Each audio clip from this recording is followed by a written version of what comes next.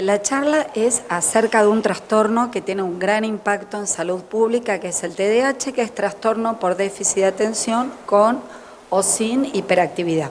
¿Cómo se da cuenta el familiar que un chico sufre esta dolencia? En principio por la conducta, en realidad, ¿no? Es decir, sobre todo hay conductas que, como recién estaba diciendo la doctora, puede ser con o sin hiperactividad. Entonces puede pasar que pueda tener algún rasgo en su conducta que es el de no tener una interacción social. Puede ser que esté como, digamos, de alguna manera muy conectado a otra cosa, digamos, como muy sin atención selectiva de todo lo que esté pasando alrededor en el contexto, pero también por hiperactividad. Entonces también ahí influye muchísimo una conducta que falla mucho en todos los aspectos de controles de la conducta, ¿no? Entonces es un niño que tiene conductas inapropiadas. ¿Tenemos centro de asistencia para estos niños, para estos jóvenes? Sí, bueno, no conozco puntualmente cómo se maneja la comunidad acá en El Dorado. Yo ayer estuve asistiendo a la parte de salud mental dentro del área del hospital y bueno, es lo que conozco de la comunidad. Pero sí, supongo que sí, porque por lo que estuvimos charlando con las chicas está bastante armado todo el panorama, digamos, todo lo que sería el círculo de profesionales necesarios para poder ser tratada la condición. ¿Cuál es el tratamiento adecuado para esta dolencia?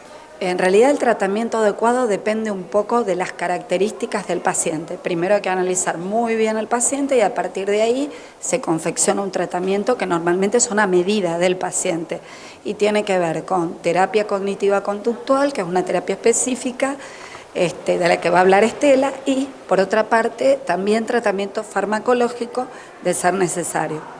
Estela, ¿cuáles son los consejos para los padres de estos niños?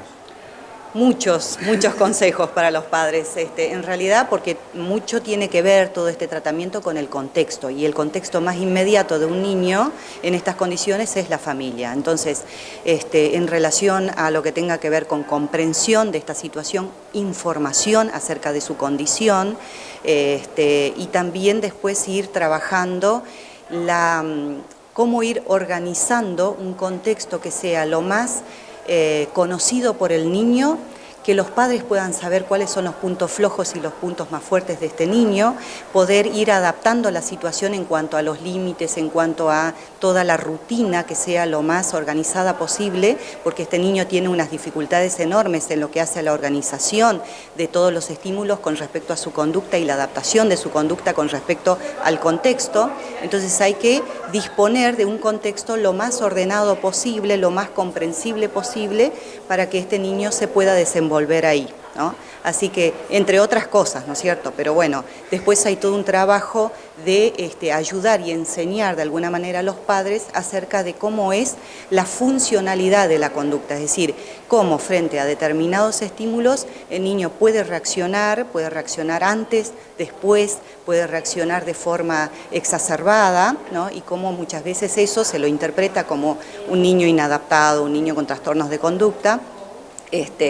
Y bueno, y entonces ante esa situación, cómo trabajar sobre todo con sistemas de refuerzos positivos y negativos para que el niño pueda ir entendiendo cómo es la conducta que él tiene que ir llevando según los diferentes contextos sociales en donde estén, entre esos la escuela.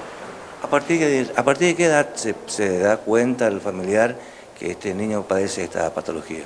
Por lo general, que no debería ser, pero por lo general sucede que pasa en la escuela, es decir, la escuela es la principal, si se quiere, denunciante de que hay algo está pasando en el niño. No debería serlo, digo yo, porque cuanto antes podamos trabajar esta condición, mejor sería, ¿no? Así que sí, desde que el niño es un bebé, ya se puede ir observando conductas, por ejemplo, porque duerme poco, por ejemplo, porque bueno, está como exacerbado en su demanda, como muy demandante, o puede ser lo contrario, un niño que duerme mucho y entonces uno está muy conforme y muy contento porque es un niño tranquilo, pero también es como para empezar a consultar. De todos modos, lo que hoy por hoy más que nada estamos hablando es una detección temprana en el nivel inicial, desde sala de 3 si es posible. ¿Cómo es el comportamiento del niño con sus compañeros de curso?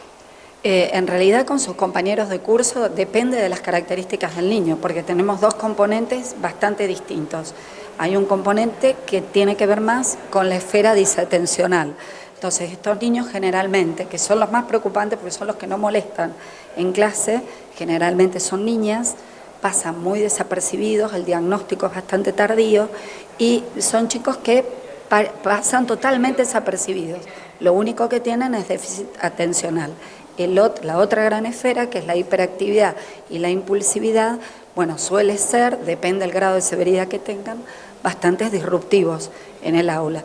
Se paran en situaciones que deberían estar sentados, molestan al compañero, bueno, muerden sus útiles, pierden sus útiles, interrumpen a la docente, no terminan de copiar en su cuaderno, es decir, una multiplicidad de signos y síntomas que hacen que sea muy difícil la trayectoria escolar de ese niño.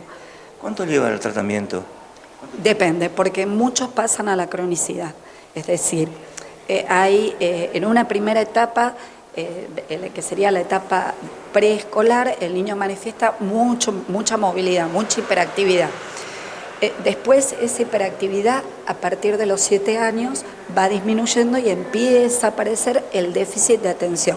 Entonces al aparecer el déficit de atención y ir disminuyendo la hiperactividad, tenemos otro niño en otro contexto, pero también problemático. Después en la adolescencia muchos de los chicos empiezan con síntomas de impulsividad, que es importante, y ya esa hiperactividad también se pierde un poco para aparecer una inquietud psicomotriz, que no llega a ser hiperactividad.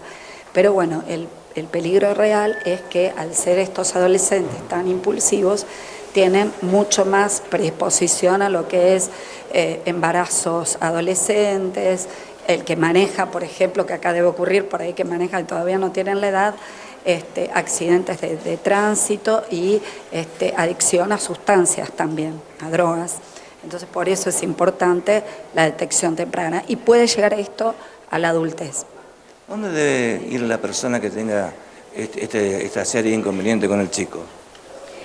Debe consultar desde un pediatra hasta, por ahí, bueno, a partir, a veces lo más común que se puede encontrar acá es la consulta al pediatra, si es que la detección es lo más temprana posible por parte de los padres o hay alguna situación rara que detecten los padres. Y de ahí el pediatra deriva o al psicólogo, también si está en una edad escolar, también al psicopedagogo, depende cuáles son las conductas más problemáticas, ¿no? Porque puede afectar también el lenguaje, entonces a veces pasa por el fonoaudiólogo, ¿no? Y bueno, y depende todas estas conductas también a neurólogos, que es otro de los especialistas que atienden, y después, o puede ser psiquiatras que puedan atender esta problemática, ¿no? ¿Quiénes asisten a la charla de hoy? ¿Quiénes pueden asistir? Es abierto al público en general, así que bueno, pueden asistir padres, pueden asistir docentes, que serían como los más, y después, bueno, profesionales en general.